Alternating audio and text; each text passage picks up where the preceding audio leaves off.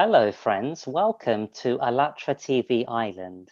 This is the Creative Society project of ALLATRA International Public Movement.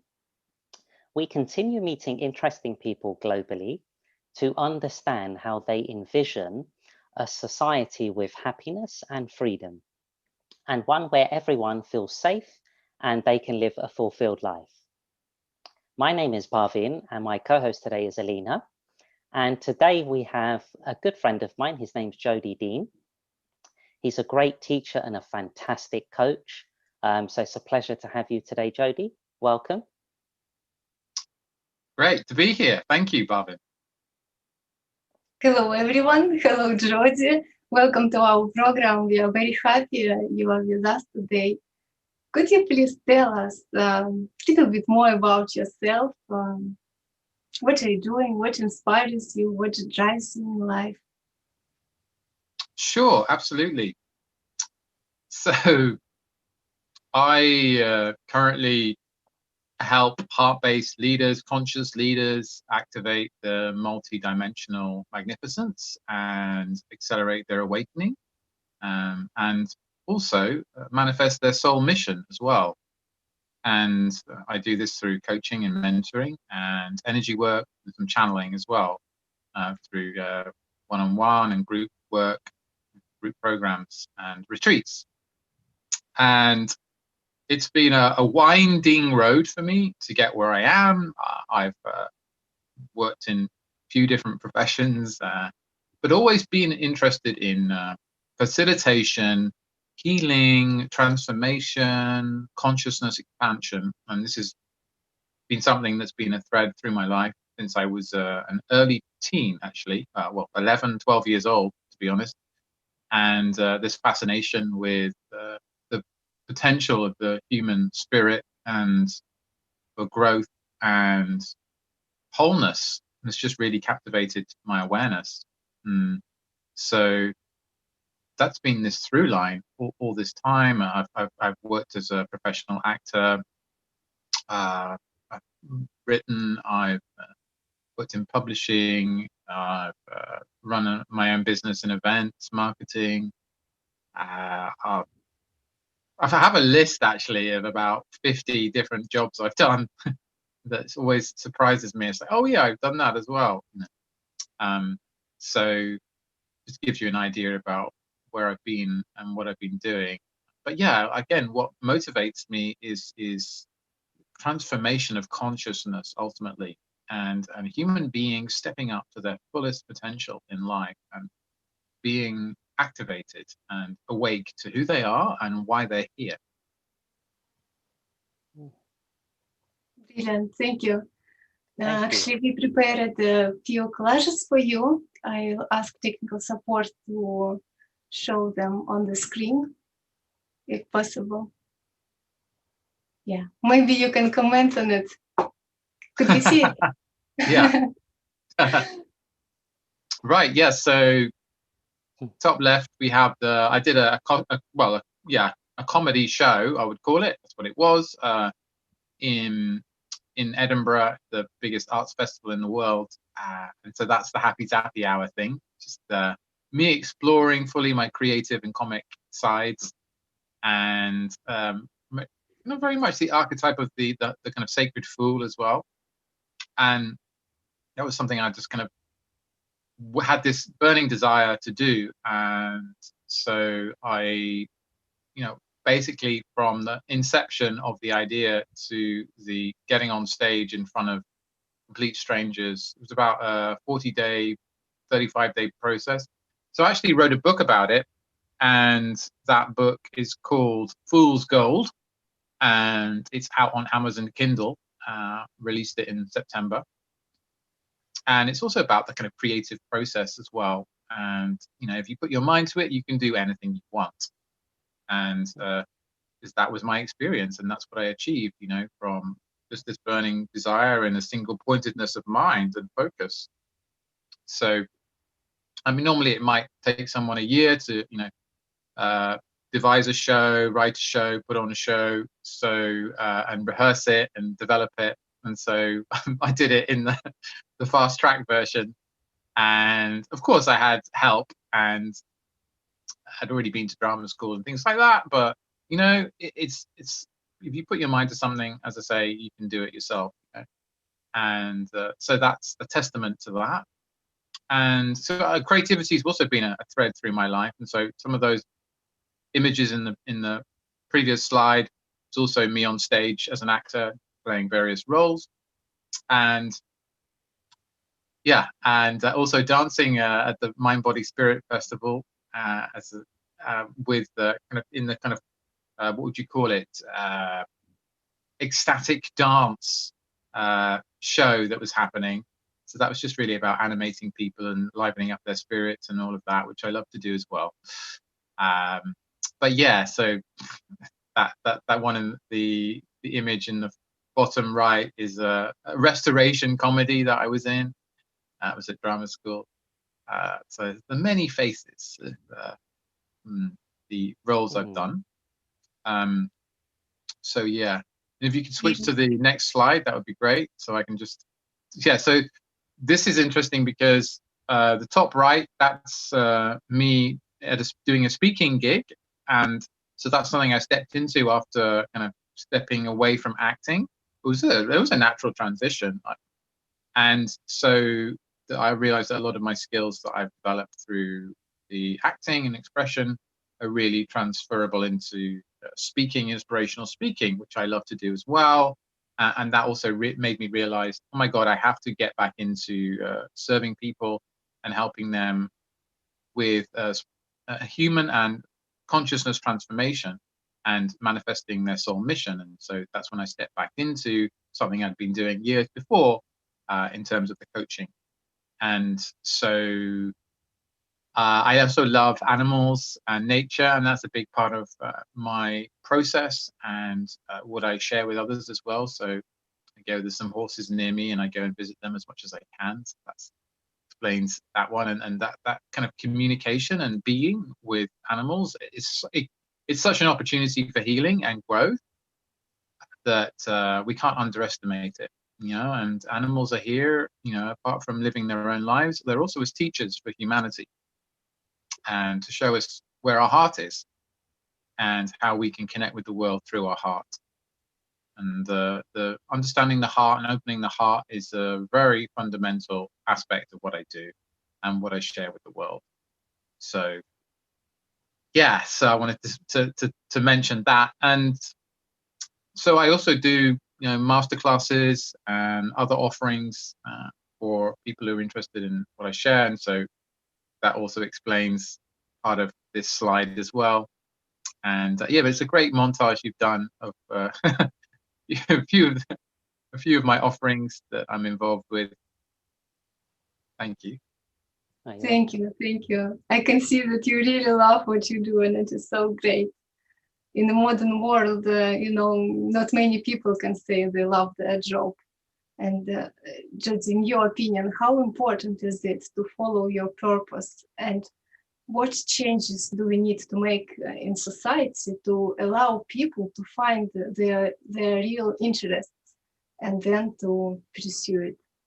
This is such a great question. In fact, I created an online course all about like following your purpose and finding your purpose, because it was something I identified that I wanted to share with people, because it's been so key and fundamental to myself and my own fulfillment, really, is to find my purpose, or my purpose is, because you have more than one purpose, guys. And that's also something we can talk about. But I literally even at the beginning of this year, I was doing some work which I wasn't particularly enamored with. I wasn't particularly happy with, but I just found myself, I needed to do that economically. So I was actually working in a tech company, supervising their social media. And I saw myself, how I was undervaluing myself and underselling myself, even though they were paying me really good money. It was like, what I'm doing for these people is a fraction of what I can offer them. And actually, it's a very small thing I'm helping them with, when really I can help them a lot more on the emotional, psychological, spiritual level.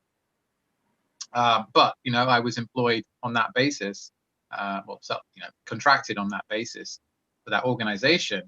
And it really kind of hit home to me of, wow, you have to like learn to value yourself and what your gifts are and share them unashamedly with the world. But then also all those people in that organization, in that company, you know, I started to, you know, use my gifts to tune into what people were feeling. And well, it's not like I can avoid it really, because that's just part of who I am, is that I feel and sense everything around me and the energy around me. And pretty much I've always done.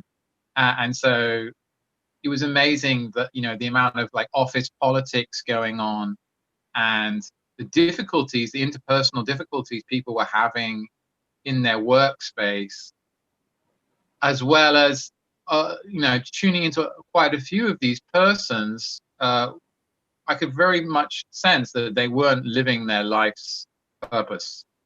I would say a few of them were, like, that was their thing, like to do tech software stuff.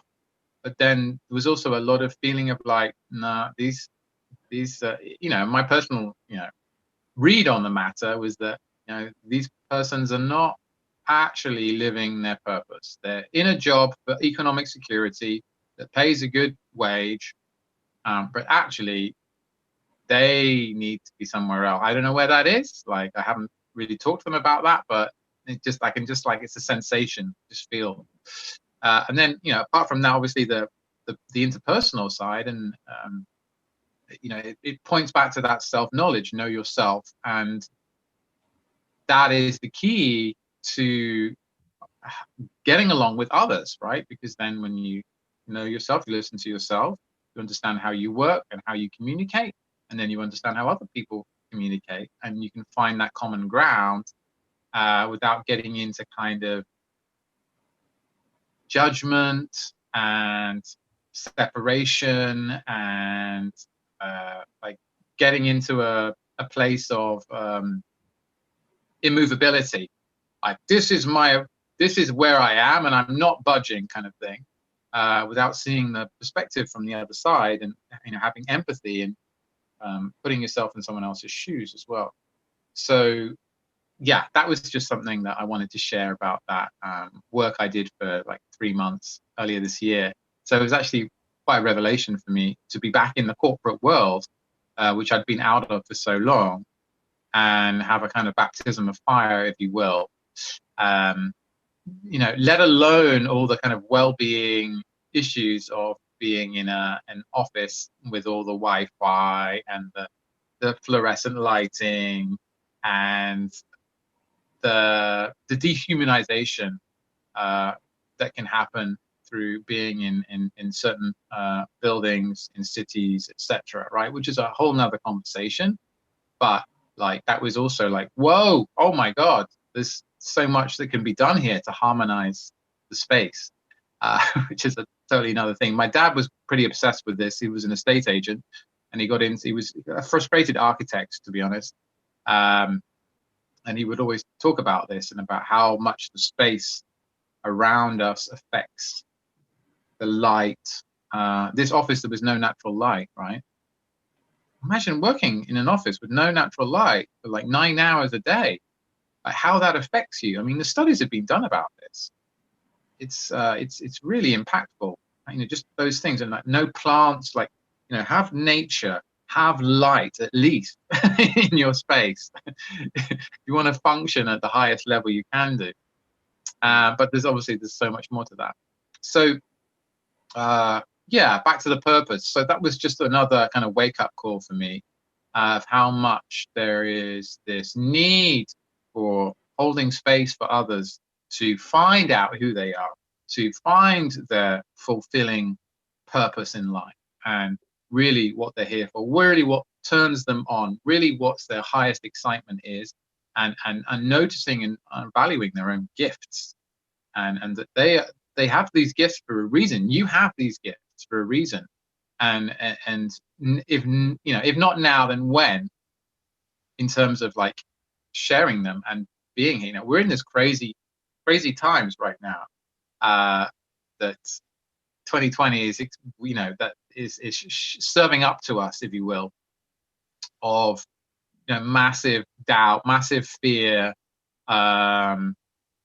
scarcity, economic turmoil. I mean, so many levels, right? All the dials have just been turned up, like, massively, and so human beings are in high need right now. And so if you have gifts to, you know, to share in that capacity, my question to you is, you know, how come you're not sharing them? And what is, you know, is there a story you're telling yourself? And is it true?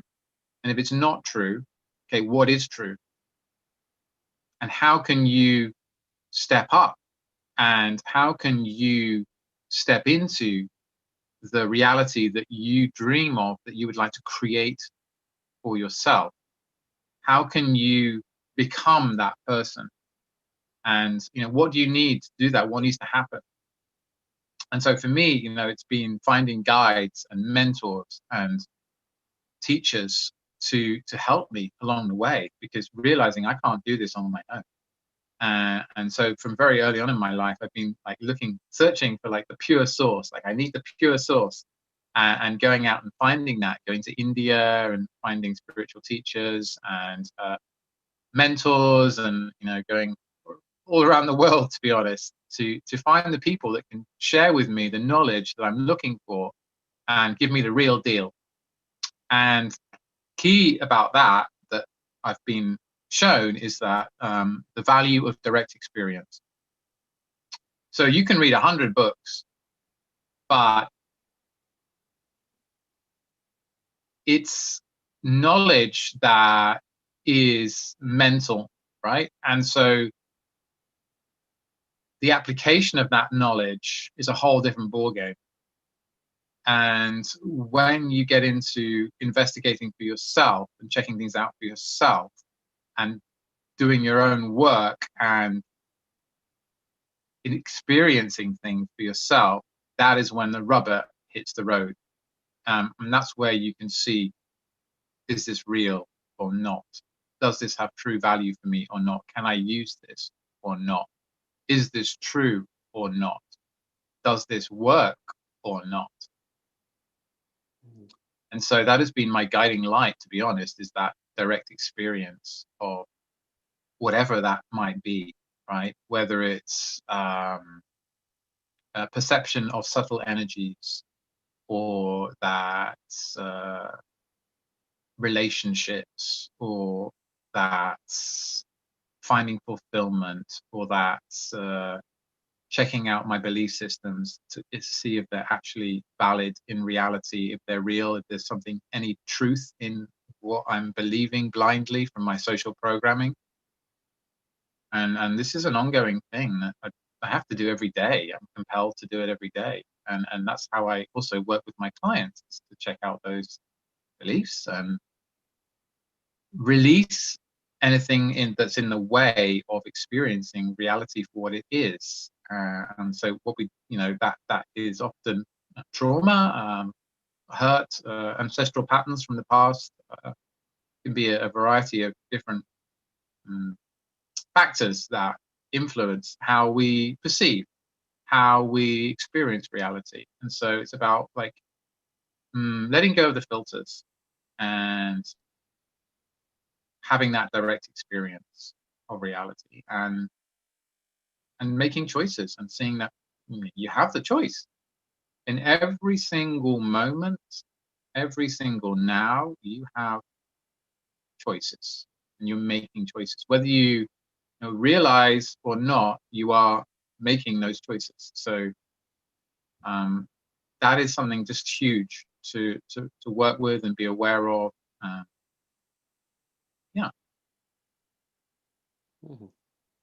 That was some great stuff, some great wisdom, and yeah, I really enjoyed that. We just have another question now. So for many people, we live in a society where there's a hectic lifestyle. The mind behaves a little bit like a wild monkey. So what tips can you share with us to put the mind under more balance and more control? Aha, the mad monkey mind. Tell me about it. So, what's been really helpful for me is a daily practice of meditation and mindfulness. Even if that's just sitting for 5 minutes and observing thoughts. It's a skill that you develop. It's a muscle that you build over time. It's not going to happen instantly.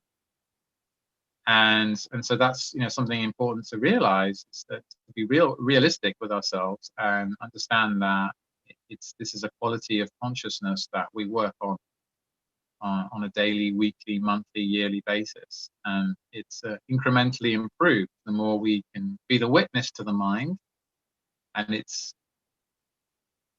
uncertainties and its machinations. Then the more we can be free of it and less the slave and more the master. Thank you. Thank you. And also, I'd like to add to that just simply checking out what is true. So, I mean, this is something you can do, and I really encourage it. Actually, is just whatever thought you're having, and this is something that very very much influenced me is from Byron Katie's work of the work it's called. Which is asking the 4 questions, but particularly the first question, which is just, is this true? So if you have this feeling or this thought that is causing you suffering, right? So what is that, right? So let's take a random generic example. My mother doesn't love me. Okay, that may be causing you a lot of pain. So question that is this true? Is this true? And if you, with sincerity, really dig deep into yourself and really close your eyes and ask yourself this question: is this true? It can be surprising what you find, because beyond the loud, noisy rah rah rah rah rah, my mommy doesn't love me, perhaps there's another layer, a quieter voice that says something different to that overwhelming narrative that's perhaps playing in the back of your consciousness. And so we tune in and we look and we ask, and with sincerity we can start to find answers and receive answers and listen. And so that's just like one of those great questions. It's just like, is this true? And it's one you can ask every day. It's one you can ask every hour, and you may find a different answer and a different response. So this isn't like a static thing that's like yes or no and that's it. It's an ongoing investigation.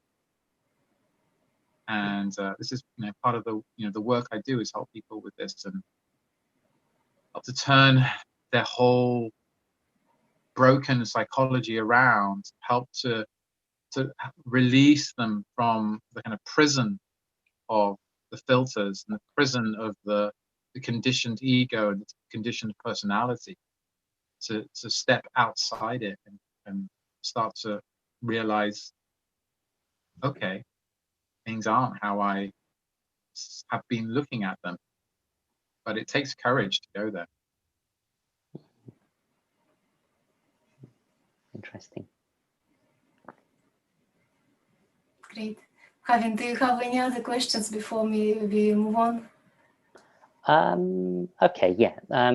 So Jody, I've always enjoyed your meditation classes when we've done it on Zoom, where there's been group sessions, and I've always enjoyed reading your Facebook posts. From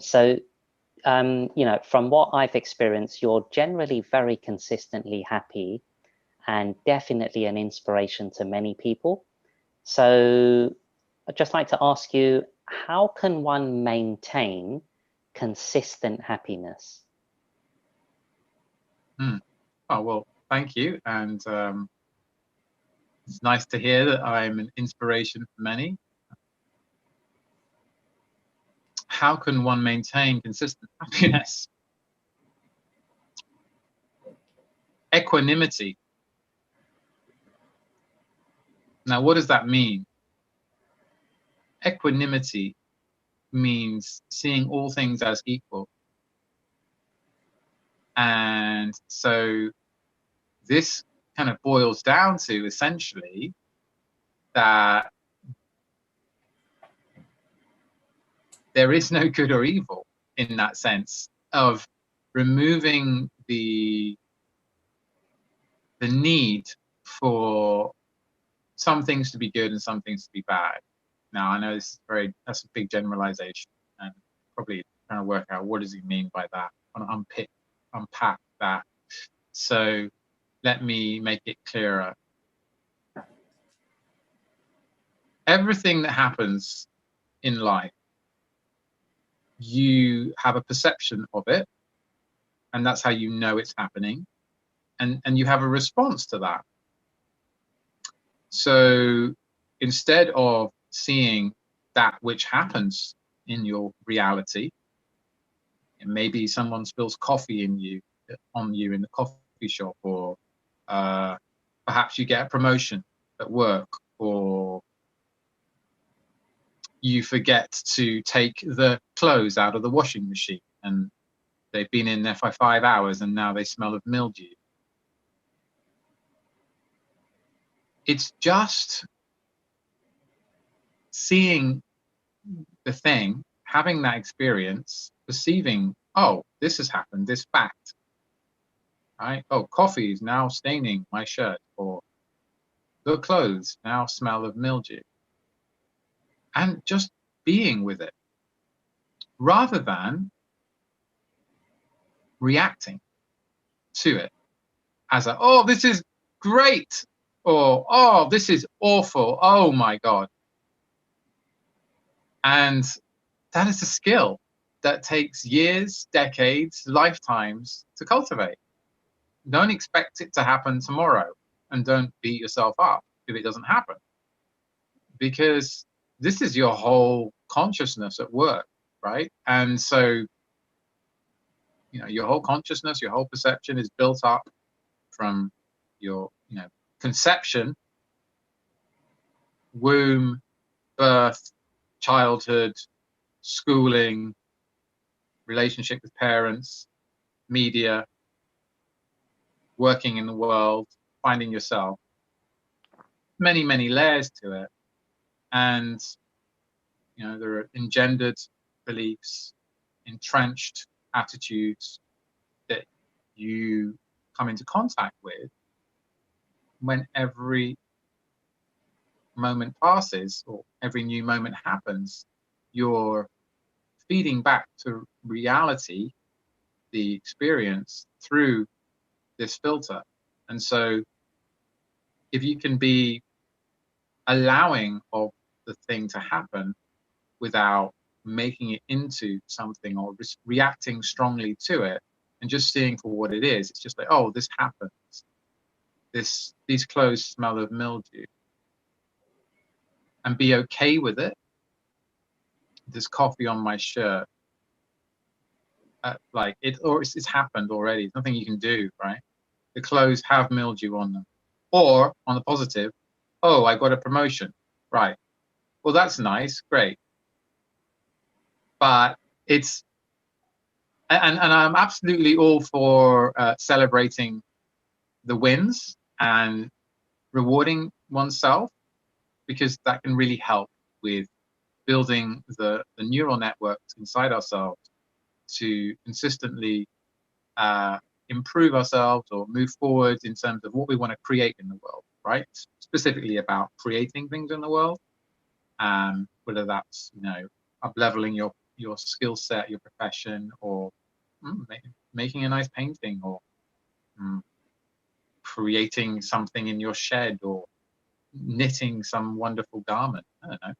But it's about not falling into the trap of that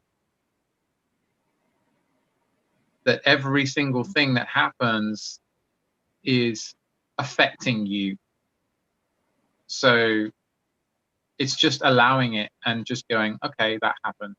So that's like basically a long form explanation of equanimity. I probably haven't done it justice at all, but it's wonderful. Best way I can find right now to share that. No, thanks for that. Thank you. Such a great answer indeed.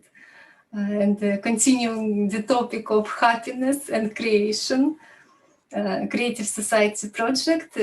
It's a global international project where volunteers from all over the world asking people how do they envision society of happy and free people. And they ask each other and other people the same question. What kind of world they would like to live in. And before I ask the same question you, Jody, let's watch a short video about the project and how it started.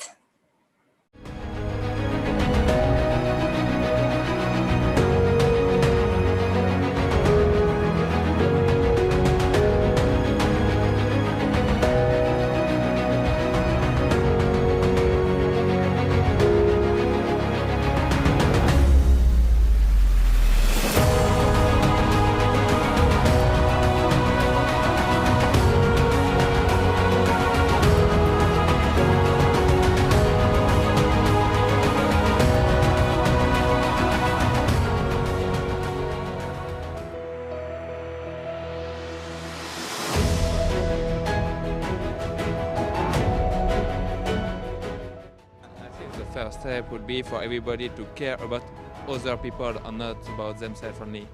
People should respect each other, not dependent with the color, the gender. We must avoid all this confrontation, you know. The fact that we're all humans is what unites us. So, but I think you start to think of yourself more as a person from the planet. The task of the media is to help society find a common language and communicate. I think friendship and being nice to each other can unite everyone. I want to live in a society where the people are very conscious, so they make conscious decisions. Work for the sake of society, for the sake of love, for the sake of connection. I see that all people want two things: love and respect. A compassionate society, a society that understands that your needs are validated. What unites us is being in relationship with each other. It's about humanizing the human society. Everybody has to be informed in a proper way. Let's support each other. Let's help each other, no matter what another person may have. In the creative society, human life will be of highest value, and the best human qualities will prevail.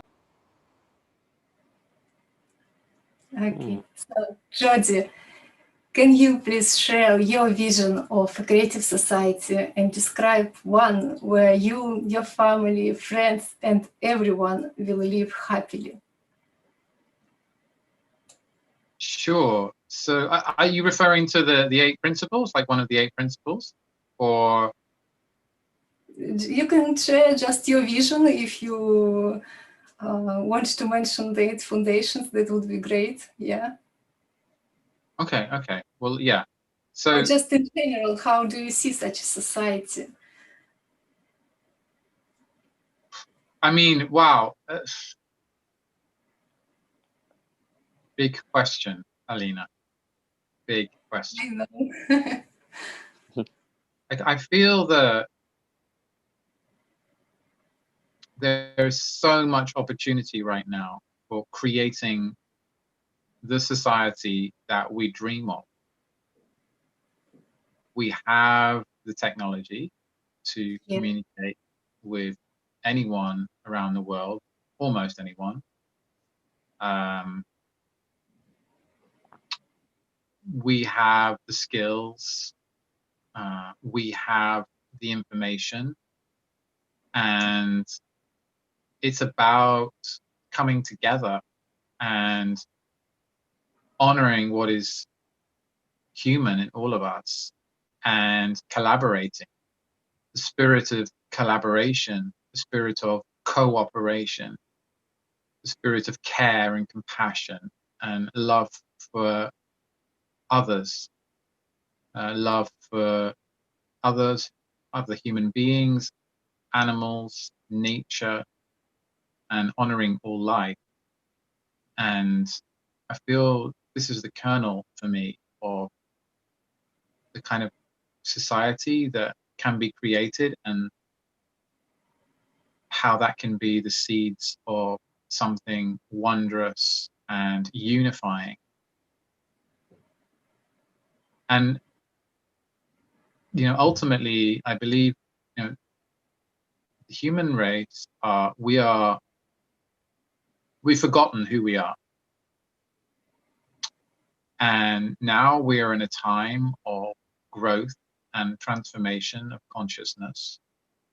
There's an undeniable awakening happening on the planet, and we as human beings are finding out who we really are and how truly we hold the power within ourselves.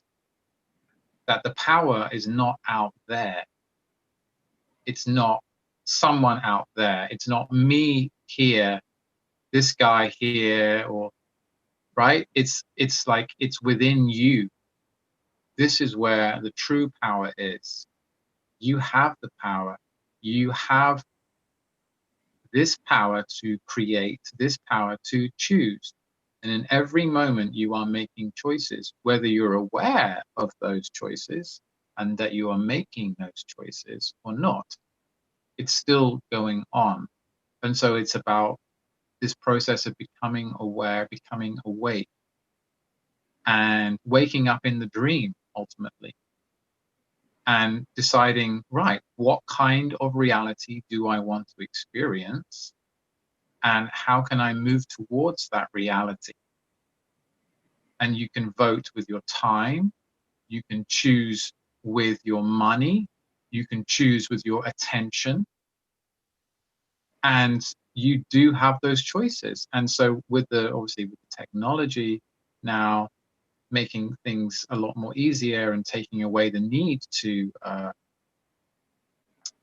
work so much in kind of tasks that technology now takes care of, then the human being has more time and space for reflection and choosing and for creating that which they would love to see manifest in the physical, in this reality, and start to wake up more to our true nature, which for me is infinite love and infinite peace. And that is my experience, my direct experience, through testing it out myself and finding deep within myself that reality and that truth. And so I don't need anyone, any priest or any politician or any television program or any outer authority to tell me who I am, because I know in my depths who I am and what I am. And I have experienced, and I continue to experience, that reality where all is one, that there is no separation. And that is what lights me up every day, and it just gets better and better and better. And so I believe that the human race, through doing the consciousness work, through creating our own reality and understanding we have the choice and polishing the mirror of the mind, we can do away with the false and do away with that which is fabricated and that which is not real. And therefore, then we come to the real and the true. And it is the real and the true is beyond our wildest dreams. The real and the true is the ultimate dream. It is the ultimate reality, that which you know inside yourself, but it's difficult to describe because there's no language suitable. There's no theory suitable. It is just the reality, and you can know it through your heart. And so that is what I wish to say. It's very deep. Thank you. Yeah, I really like the bit where you said that it gets better and better. It would have been nice to have like some elevated music in the background just at that moment, just to give us a bit of a vision, but next time. Jody, well, and the audience too, just want to kind of share something about an article that was written not long ago on our website, ALLATRAunites.com. It is called Foundation and the Stages for Building the Creative Society. So just a brief explanation of how the foundations were formed. We saw the video, but what happened was there were thousands of surveys and interviews conducted with different people and participants of ALLATRA International Public Movement asked people globally 2 questions. One was, what would you like to live in? What type of world would you like to live in, rather? And what does a perfect society mean to you? And the findings were really interesting. So what we found was all people, regardless of their nationality, their religion, social status, and so on, they want the same things. And their vision of a creative society was very similar. So the principles of our common happy world were reflected in these 8 foundations. So dear friends, have a read on ALLATRAunites.com. And Jody, I know that you have read them, and we would like to just discuss one of them with you. So which one would you like to choose to share your insights and ideas on slightly further? Sure. Well, it's the first one, which is human life. And it's that understanding that, you know, all humans are valuable, all people are valuable. And it just feels something that resonates very deeply with me. Not only humans, obviously, like all life, but, you know, particularly human life. And it's that, you know, that will to live, the triumph of the human spirit over, you know, sometimes what can be absolutely appalling strife and suffering, and how there is this deep spirit within the human to persevere and to go forward. And it's about, for me, it's about honoring that spirit within the human to live, that will to live, and what the value of the human life is. That, you know, the human has so much potential. We have so much potential to create incredible, wondrous things in the world. Or you know, if we conduct the life that we have, the gift that we have badly, then, you know, to create lots of chaos and terrible stuff. It's a choice, ultimately. And so there's just something about the valuing of the human life and what is human that really appeals to me and pulls me, you know, amongst the 8 foundations. It's just something so intrinsic and basic. And I think it's almost like everything can kind of stem from there, and valuing our life, the life that we have, and human life, and that, you know, no one life is valued over another.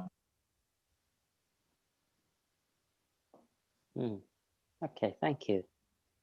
Thank you so much for your answer. It's just fantastic. And I so agree with you. It's all about our choice. It's about our personal choice, and it's about uniting with people and doing something together, acting to achieve our common goal. Thank you. And Jody, we would like to ask you, who would you like to meet and talk about the Creative Society in one of our next broadcasts? So I have, yeah, sure, thank you. So I have a good friend, Dickon Walker, who is an entrepreneur and founder of a wonderful beverage that's non-alcoholic, and he's very knowledgeable chap, very spiritual, and yeah, I interviewed him on my podcast, and it's an amazing interview. So I think it'll be a great fit for what you guys, what this is all about, what the Creative Society is all about. Because you know, being a founder, it's very much being a creative. You know, you're creating something in the world, and it's very much aligned. What Dickon is doing is very much aligned with his values and having an impact in the world to help people's well-being ultimately. So yeah, Dickon Walker. Okay, great. So we would just like to remind everyone, if they would like to join our project, just go to the ALLATRA Unites website, and so it's allatraunites.com, and you can click on Join Us so that you can become a part of this wonderful project. And thanks, Jody, for being with us today. Really appreciate it, especially all the wisdom and knowledge that you've shared. And just one last thing, just for the audience, what would you like to share, Jody, for all the people, like one last thing that you would like to share for all the people who are watching right now? Sure. So what comes to me right now for those who are watching and listening, and now and in the future, is to know that you are this unique being, and you know, whatever you've been through, whatever you're going through in your life, you know, you have a purpose and you have a place, and there is no one else like you. So if you're like trying to be like other people, stop. Be yourself and love yourself and accept yourself for who you are, because you are irreplaceable.